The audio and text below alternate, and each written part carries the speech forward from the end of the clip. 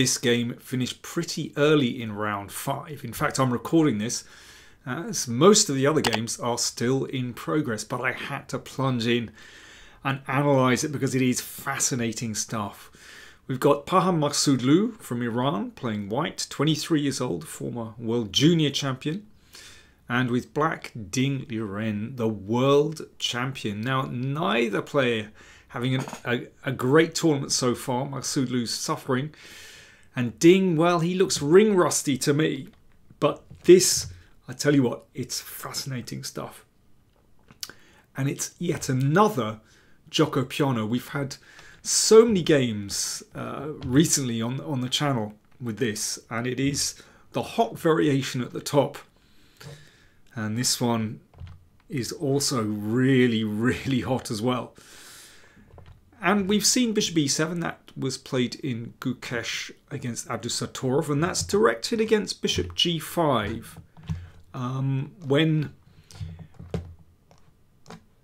the bishop comes to e7, then Bishop g5 has no real point. But Ding likes to play with Bishop c5. c3, perhaps with the idea of d4, maybe b4, and also gives that bishop a route back here if it's attacked. d6, a4, okay, now there really is a threat to play b4 to catch that bishop. So that's why a5 happens. And Maghsoodloo plays in the sharpest way possible. That's with this move, Bishop g5, that I keep highlighting. We've seen Carlsen use this and many other players. It's very provocative because the pin is awkward to deal with. I'll tell you what, we'll see in this game, it is extremely awkward. It's also really provocative because black is able to break that pin at some point by playing g5, and then a counterattack can start. So it raises the stakes, this idea with Bishop g5. Now, we saw in the game against Gukesh a few rounds before, Ding played Bishop a7. This time, after a little thought, he played Queen e7. Now, in principle, I like this move because it might prepare castling queenside. So it just keeps options open. And you don't need to castle yet. Castles from Maghsoodloo. And in fact, I mean, this exact position has been played before. And one can play g5 here. Geary has played this. Ray Robson has played like this. So for example, like this. And Bishop d7. And black prepares an attack on the king side. So this was a game Firuz Jah against Geary, like this. And Geary castled queenside. I mean, a really, really sharp struggle. It's really not clear what's going on in this position. This pin is still very annoying, but black has counterplay down the g file. So that kind of scenario is possible. But Ding hesitated. He played his bishop back to a7. This knight needs developing. If you remember, Gukesh wanted to play knight a3 to b5. But this time, knight d2. Yeah, I mean, knight a3 could have transposed actually. But this time, knight d2. Bishop d7. Okay, still has the chance to castle queenside. And that's why, presumably, Maghsoodloo played rook b1. Just looking to open the position with b4 if castles queenside is played. One could play like this. I think this would really... Sorry, excuse me. This was played first, g5. And it's possible to castle queenside here. I mean, this would really raise the stakes. I mean, both sides have an attack here. And now h5 and so on. I mean, this is very, very sharp. I mean, similar to that Geary game that I just mentioned a couple of moves ago. You know, black wants to play rook g4. There could be an exchange sacrifice. But of course, white has play on the other side of the board. But it's interesting, after g5, instead of castles queenside, Ding castled kingside. Now, once you've played g5, of course, this really raises the stakes because something bad can happen if things go wrong, as this g-pawn has advanced in front of the king. So Maghsoodloo, of course, abandons ideas to play b4. I mean, that would just positionally look really strange because this d4 square can be used. So he just turns back to a more traditional strategy, rook e1. Could be a very useful move on the e-file, but also, as we know traditionally, that knight likes to bounce round to the e3 square, and then it looks at d5 and also that key square f5. In other words, the two outposts. So this is very traditional strategy. Here, Ding could play king g7. That's very often the normal follow-up to g5 and allows you sometimes to bring the rook over. Or perhaps rook e8, and that might allow the queen to come back here. It's possible. The rook is often well placed here. But Ding, after 17 minutes thought, played g4. Now, an incredibly provocative move because it allows the knight into h4. But this was surely Ding's idea. Of course, knight h4 looks so natural. You're looking at the f5 square, you're looking at g6 as well. But I suspect that Ding had prepared this move, allowing knight g6, taking here. Now, if knight takes bishop, bishop takes f2 is mate. Okay, not that one, but d4 blocks off the bishop. Rook takes knight. Pawn takes d4. So black is the exchange down, but has tremendous compensation in the form of that just laser-like bishop on a7. It's just a really double-edged position. I suspect that's what Ding had in mind. But I wonder, had he overlooked Maghsoodloo's next move, bishop h4? Well, we've seen this before. If you remember a couple of Carlsen games where he managed to get this move in, well, in fact, by sacrificing with knight h4, that was the idea. And then the bishop would come to h4. And it's a similar kind of idea in a way. I mean, this pin is so nasty because that bishop is way across the other side of the board. No chance to break that pin. And now Ding is scrambling. Now he took the knight. I mean, I don't think there's anything better, to be honest. White can just leave that there. Anyway, queen takes, so a threat to take on f6. King g7 is the only move. But look at the queen. How does black break the pin? It's really nasty, and white can take his time here. Maghsoodloo, of course, he's in a hurry, but he can take this attack fairly slowly. This knight simply spins round to one of these squares, and then there's going to there will be more threats in this position somewhere. Maybe d5, maybe f5, maybe h5. Let's see. I mean, this is a really tough position to defend. In fact, Ding played the most accurate move, and not an obvious move. I mean, maybe you'd like to think, how would you defend this with black here? I'll give you a chance. Okay, time for a slurp of tea. I'll have a drink, you have a think. Cheers. Really important move. Ding's an excellent defender, actually, not just a great attacker, but he's able to calculate very accurately, and rook h8, surprisingly, is the best move. It's an essential move. So the idea is this: if knight g3, let's say, with a threat, you play h5, that's protected. Now be careful, black wants to play bishop g4. so h3, and then the rook comes up to h6, and black is able to defend. So that's the point of rook h8. You prepare h5 and rook h6. Therefore, Maghsoodloo played knight e3. So he'd like to play knight d5, of course, and sometimes he can play knight f5 as well. So for example, in this position, after bishop e6, then this is already incredibly strong.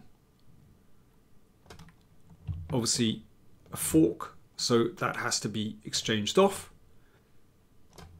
And now, well, I mean, what White wants to do is basically bust open the f file. At the moment, that's not possible, but here, for example, knight b8. So the knight wants to come here to protect d4. Okay, now it's going to be possible. Now pawn takes pawn will allow e5. So knight d7, f4.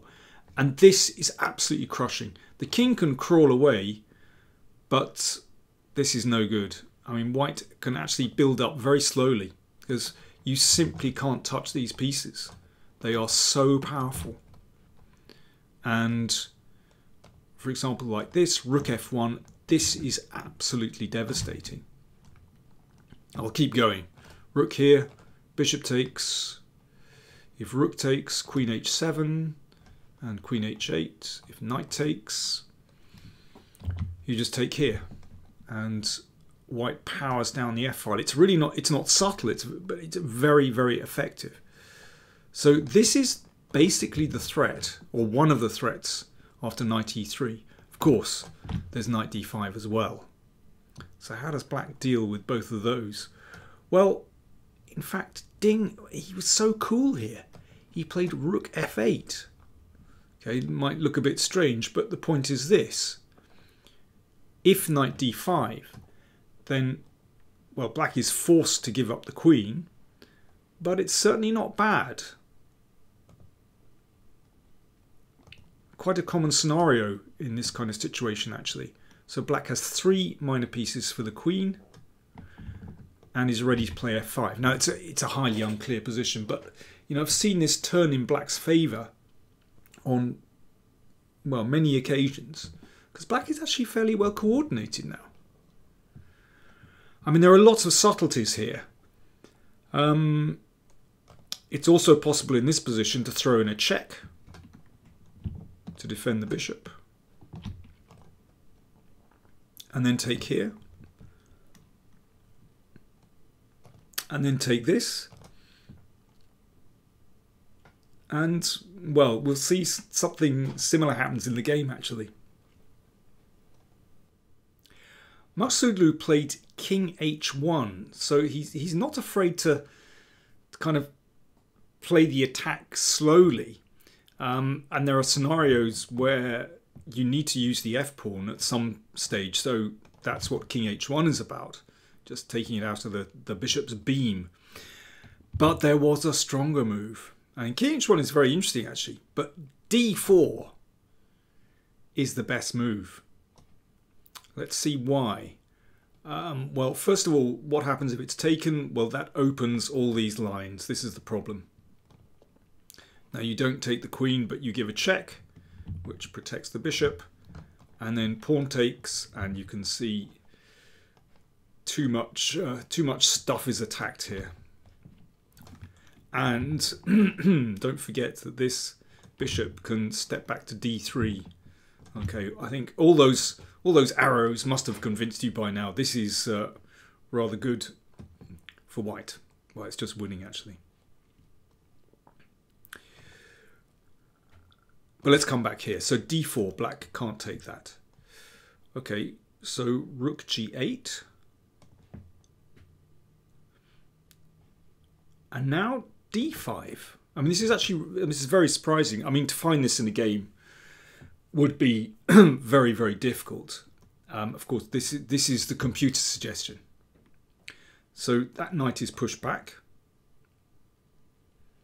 And rook f1. So that's slowly building up for f4. And it's just really hard for black to break free. So basically white just has long-term compensation here, and it's just hard to break that pin. You know, the king can't step away.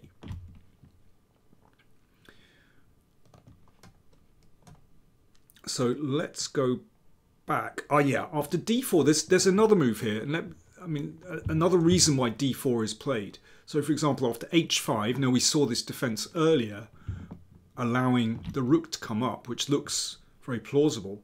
But in this case, check, knight d5, takes. You don't take the queen. Black would have similar compensation before,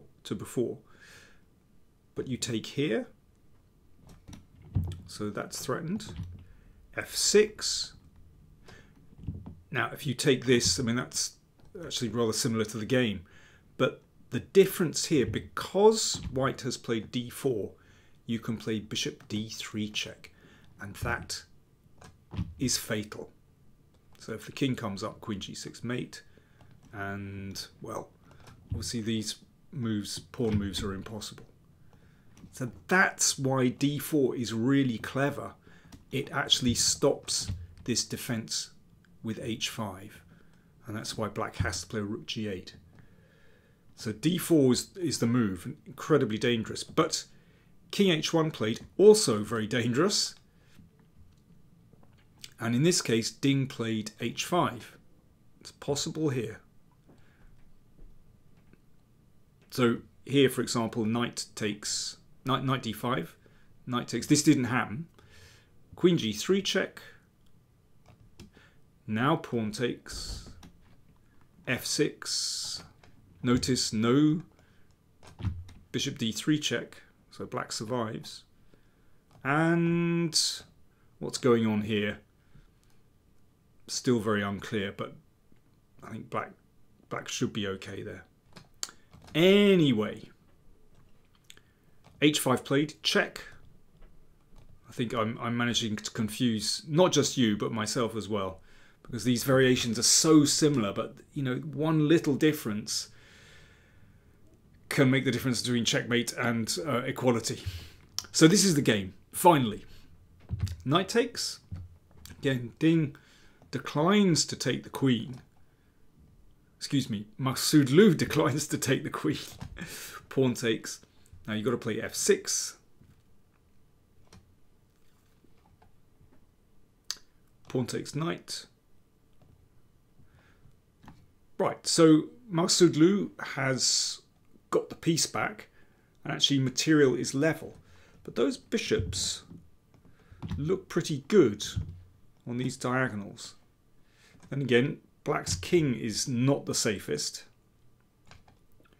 So he could have played queen h3 here, and that transposes back to a line I mentioned earlier. But he played d4, so he's eager to bring that bishop into the game. So that's a threat. Queen g7, played very quickly by Ding.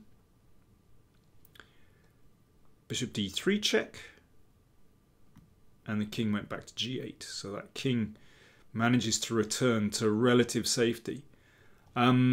It's possible for white to make a draw immediately with bishop c4 check, because the king should come back here. Mistake to play d5, because the bishop then drops back, and then there's pressure here. That's not so nice. So bishop c4 should end in a draw. But Maghsoodloo wanted more. He played rook e3. He's trying for more. Pawn takes pawn. This is the game. Exchange of queens. Rook check. The king has to come here. Rook g6.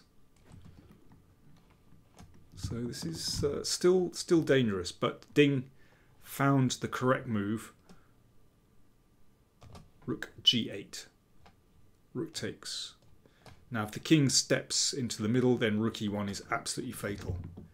The bishops and rooks are too strong. So after this, sorry, let's come back here, check. King g7, rook g6 check. Now, not king h8. That one's rather embarrassing. That's checkmate, by the way.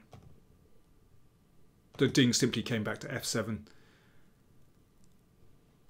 Rook f6, and they drew by repetition. I mean, there really is nothing for white here. This one could certainly turn in black's favour. It's tricky. You've got to watch those bishops, basically. So, absolutely fascinating game. And as I mentioned before, it seems to me that Ding is a bit ring rusty because he must have overlooked in this position that g4 could actually be met by bishop h4, and black survived in the game by the skin of his teeth, but really, you know, white had excellent attacking chances there. I mean, it did show that Ding is a brilliant defender because he's such a good calculator and manages to spot his opponent's threats. Nevertheless, g4, I'm sure, was an oversight. Well, at least he must have overlooked bishop h4. For Maghsoodloo, well, he's having a tough tournament. And yeah, it's a pity that he didn't manage to find that way to put the pressure on with d4. Not that that sort of guaranteed the win, but that was definitely the way forward anyway. Thanks very much for watching. I won't give you the standings now because, as I said, I'm recording this in the middle of the round. But I think the tournament is really hotting up. Geary in the lead going into round 5, and he's looking very determined to try and hold the title of champion as he won last year. I'll stop rambling now. Thanks for watching.